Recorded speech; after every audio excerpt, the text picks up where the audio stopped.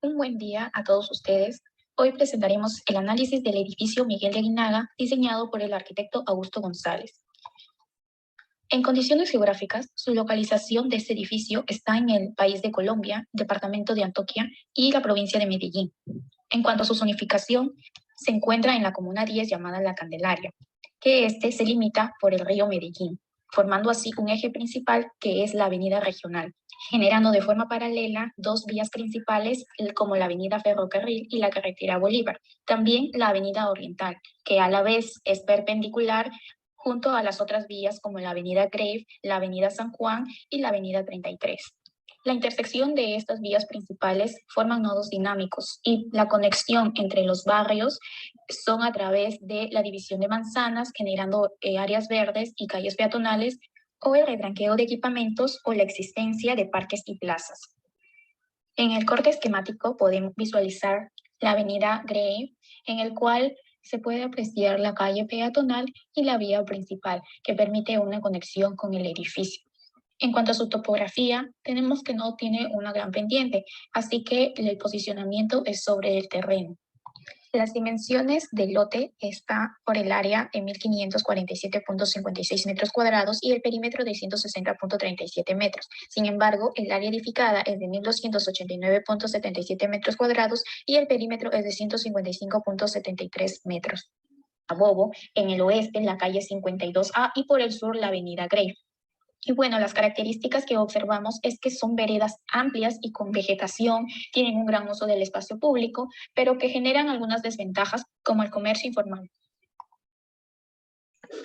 Las preexistencias naturales y artificiales forman parte del espacio y nos ayudan a tomar decisiones en la materialidad del edificio y la relación con la calle. El patrimonio de la ciudad nos hace recordar que toda construcción debe estar relacionada con la cultura y desarrollo del barrio. Por ejemplo, en la Manzana Sur nos encontramos el Palacio de la Cultura Rafael Uribe y el Museo de Antioquia. Aquí se aprovecha el espacio público brindando sombra a los transeúntes con los árboles.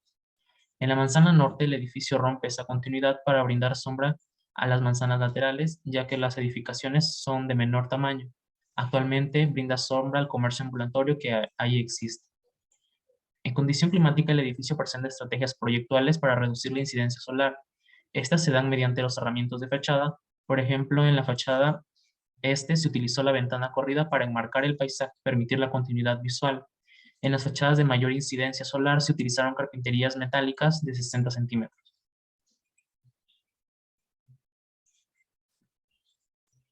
El número de habitantes en Medellín, según el INE, es de 2.247.28 habitantes menos que en el año 2020, presentando una densidad poblacional de 6.649.1 habitantes.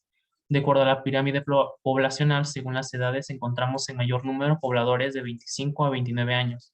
Medellín presenta un 51.65% de habitantes femeninos y 48.35% de habitantes masculinos. Las actividades que más desarrollan son el comercio y en las primeras plantas. En las siguientes se desarrolla la residencia. Frente al edificio, actividades culturales y recreativas. Los pobladores desarrollan costumbres como por ejemplo la Feria de las Flores, que es una fiesta donde se lucen las flores y el espíritu antioqueño. Durante los desfiles se exhiben silletas adornadas con flores de todos los colores y tipos. En el Día de las Velitas, este evento se conmemora a la Virgen Inmaculada encendiendo velas en la familia. Los alumbrados el 1 de diciembre. En la ciudad se lucen diversos alumbrados navideños que empiezan a motivar el espíritu de las fiestas. Y por último tenemos el tomar el café o guard.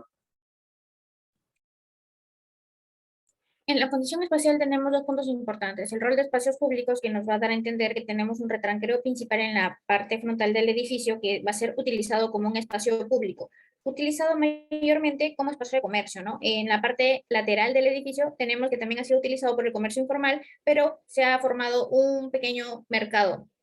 Este espacio nos va a albergar a varias personas en distintas acciones, en distinto lugar y en distinta hora, pero aglomerado en un solo lugar, ¿no? En la fachada lateral ubicamos una pequeña ciclovía que nos va a dividir la vereda con la pista, y como ya había dicho anteriormente, tenemos un mercado informal en la parte lateral también, ¿no? Donde la congestión es alta en las primeras horas del día.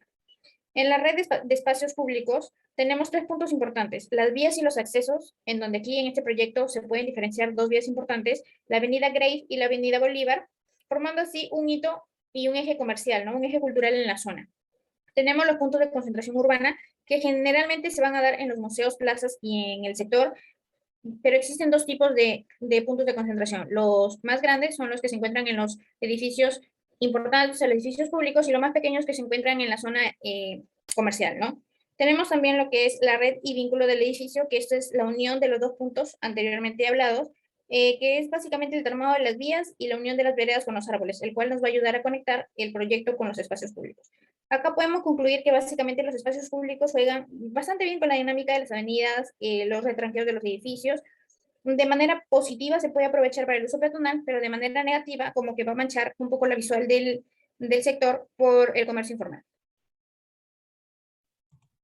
En cuanto a tipos de espacios públicos, hemos identificado la calle, donde podemos observar cómo un volumen retranqueado, en este caso el edificio Miguel de Aguinaga, genera mayor amplitud en cuanto a ancho, de modo que facilita la distribución de flujos y apropiación colectiva de las calles. La plaza permite congregar gran cantidad de personas, la cual resulta siendo un espacio de conectividad, de encuentro cultural o de turismo, mientras que el parque, por su lado, permite brindar un espacio de encuentro, descanso y recreación. Finalmente, se tiene al pasaje peatonal contiguo al edificio, que ha sido tomado por el comercio informal, generando mayor flujo, aunque esto trae consigo cierto desorden. Entonces, podemos entender cómo los espacios públicos se comportan de forma muy dinámica en estos suelos rígidos, y aunque si bien es cierto, las personas han hecho suyo el espacio, es necesario establecer cierto orden. Y en lo que respecta a los elementos y función del espacio público, tomamos la intersección de estas dos avenidas donde se encuentra el edificio porque tiene un alto flujo tanto vehicular como peatonal y los usuarios requieren de elementos como paraderos, bancas o contenedores. Por otro lado, la Plaza Botero, que es el espacio más concurrido y donde las personas más tiempo pasan, carece de mobiliario como bancas, lo que lleva a que las personas improvisen para tener confort, sentándose en la banca de los monumentos o en la cerca de la vegetación. Y cabe decir también que estos mismos espacios verdes están perimetrados, limitando a las personas a hacer uso de ellos. Y aunque si bien es cierto, genera un porcentaje de sombras, el usuario debe tener la libertad de poder desarrollar las actividades que ellos deseen en dichos espacios. En la parte de la materialidad de entorno, vamos a comenzar con la materialidad de nuestro referente. El edificio Miguel de Guinaga predomina básicamente el concreto. En la parte frontal tenemos las lamas de aluminio. En la primera planta o planta libre que tenemos, predomina lo que son las rejas metálicas y se acompaña también por el vidrio, ¿no? Luego, en su entorno, tenemos el Museo de Antioquía, que básicamente, como vemos en la parte tanto derecha como de la izquierda, va a predominar el ladrillo y en la parte central vamos a tener lo que es el concreto. Todas sus rejas y sus vanos son hechos de fierro. En este edificio vamos a ver que se va a tratar de armonizar los dos tipos de materiales con tal de que el volumen no se vea tan grotesco y se pueda dar un poco de suavidad, ¿no? Con las aberturas de las ventanas, con el cambio de material. Tenemos la Plaza Botero, que básicamente el material predominante va a ser el acero, que es el material de las estatuas. Su base es básicamente concreto y aquí tenemos dos tipos de piso, el adoquín y la cerámica. ¿Cuál es el fin del cambio de piso? Es que básicamente cuando cambias de piso también vas a darte cuenta de que va a cambiar la función y la jerarquía del espacio en el que te encuentras, ya que el adoquín se encuentra básicamente en los caminos y la cerámica se encuentra en la plaza central. Tenemos el Palacio de Cultura también, que es igual que el Museo de Antioquía, que tenemos la unión del concreto con el ladrillo, y tenemos rejas metálicas y vidrio, pero con el detalle de que todo su materialidad interior es madera. Aquí podemos ver que en el edificio también se trata de armonizar de alguna manera los dos elementos y como que logramos ver que lo visual aquí va a ser el concreto. Nos vamos a dar cuenta que básicamente es un espacio público. El metro de Medellín es concreto, con barandas metálicas, cerchas metálicas y vidrios de piso a techo. Y básicamente es concreto porque es el que más va a tener que cargar o soportar la carga del metro, de las personas y de sus pequeñas estaciones, ¿no? Tiene 27 estaciones el metro de Medellín. En esta lámina podemos concluir que si bien es cierto en la ciudad de Medellín, pues su material predominante va a ser el ladrillo, nos podemos dar cuenta que en los espacios públicos va a predominar más el concreto. ¿Por qué? Porque el objetivo de estos espacios públicos es la resistencia y la durabilidad de los espacios o de los edificios, ¿no? Entonces, también al ver que todos los edificios públicos y los edificios más importantes de la ciudad son de concreto, nos va a ayudar a establecer una identificación y una conexión entre ellos. Ahora, la forma NL del edificio responde a tres factores donde el entorno tiene mucho que ver. Como primer factor es generar más área libre. A modo de sustracción de un sólido, se libera espacio que debería ser entre un 20 y un 30% aproximadamente. Como segundo factor, tenemos evitar la estrechez visual hacia la calle peatonal, dando el espacio libre hacia ese lado, ¿no? Ya que al ser una calle muy estrecha, la visión quedaría muy reducida si los cerramientos fueran pegados al perímetro. Y como último factor tenemos generar espacios permeables de descanso mediante los doblados formados por el desfase de losa y el cerramiento. Verticalmente, el edificio está conformado de un pabellón de 2 niveles a modo de un basamento. Encima tenemos una torre apilada, a modo de desarrollo, ¿no? Unos 6 niveles, y una gran terraza libre a modo de remate.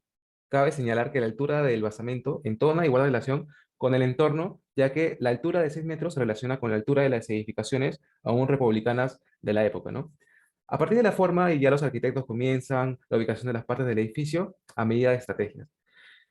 Ahora, el edificio está compuesto básicamente de dos componentes debido a su estilo brutalista, el concreto y el cristal. El concreto tiene muchas ventajas como bajo costo de mantenimiento, es asequible, resistente al fuego, es un buen aislador térmico, su durabilidad oscila entre los 50 y los 100 años. Ahora, estos materiales se encuentran en las fachadas a modo de cerramiento, básicamente es un 50-50 entre opaco y translúcido. Los opacos se ubicaron en las fachadas donde el sol afecta a gran medida, ¿no? Y los translúcidos donde el sol en la mañana, donde da el sol de la mañana, es decir, del oeste. Y hacia el sur, donde están las vistas más ostentosas, en los frentes que dan hacia el sur, el arquitecto propuso el uso de parasoles verticales con el fin de controlar la entrada del sol en verano, ya que este rota tirando hacia el sur, consiguiendo no perder esa continuidad visual que genera lo translúcido. Y otro tema a tener en cuenta es que el juego de cerramientos genera gran dinamismo en la fachada, lo translúcido es menos carga de peso hacia la estructura y desde el exterior da una sensación de ligereza al proyecto, ¿no? Y un punto negativo que hemos encontrado es el hecho de que sea carpintería fija. No pueden abrirse estas ventanas y por lo tanto no contribuye a la ventilación que debería generar una ventilación natural y por lo tanto genera un costo adicional al edificio, dotándolo de sistemas artificiales de ventilación. La ubicación de los servicios también es muy interesante, ya que lo pudieron haber puesto en el frente adosado a los otros lotes. Sin embargo, su ubicación es mucho más estratégica que eso, ya que el edificio está dividido en tres usos diferentes: zona de oficinas, zona administrativas y zona de servicios generales. Estos comparten un mismo recorrido vertical. Por lo tanto, los edificios se ubicaron justo en el centro de estos, formando un recorrido directo a cada uno. Además, funciona como un filtro solar en la fachada, donde el sol incide de manera mucho más fuerte. Y la estrategia más importante, siguiente lámina, por favor. La estrategia más importante es el uso del principio moderno de los pilotis en forma de estrategia directa con el espacio público que consiste en el ensanchamiento de la vereda, solucionando esa estrechez, ya que la vereda queda corta ante tal flujo de personas, ¿no? Además de generar estancias entre el edificio y el exterior. Siguiente. Otro punto a favor del edificio es su sistema constructivo, aporticado de concreto armado, que a diferencia de los muros portantes permite darle flexibilidad al edificio. Las columnas están separadas siguiendo un eje de 10 por 10. Sin embargo, los tabiques no siguen ese mismo eje. Los tabiques están separados al eje de las columnas y esto nosotros lo tomamos como una intención del arquitecto para darle a conocer a la gente que estos tabiques, este nuevo sistema constructivo ya no necesita unos tabiques rígidos, sino al estar independientemente de los pilotes, estos se pueden acomodar y se pueden distribuir al deseo del usuario de cómo quiere que esos espacios funcionen, ¿no? Entonces, eso sería todo, arquitecto. Gracias.